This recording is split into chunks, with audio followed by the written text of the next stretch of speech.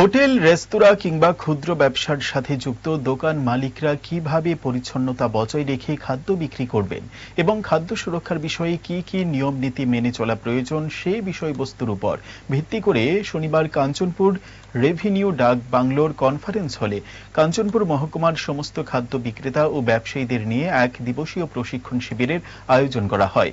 Corporate transaction advisory private লিমিটেডের উদ্যোগে আয়োজিত ফুড সেফটি বিষয়ক প্রশিক্ষণ শিবিরে প্রধান ও বিশেষ অতিথিদের মধ্যে উপস্থিত ছিলেন ফুড সেফটি প্রশিক্ষক অরিজিৎ ভট্টাচার্য, সমাজসেবী গৌতম রায়, কাঞ্চনপুর বাজার কমিটির সম্পাদক টাবলু বড়ুয়া, কাঞ্চনপুর মহকুমা শাসক তথা IAS ডক্টর দীপক কুমার। পাশাপাশি এই দিনের প্রশিক্ষণ শেষে কাঞ্চনপুর মহকুমা এলাকার বাজার ব্যবসায়ীদের সার্টিফিকেট প্রদান করা হবে বলে জানিয়েছেন সংস্থার কর্মকর্তারা।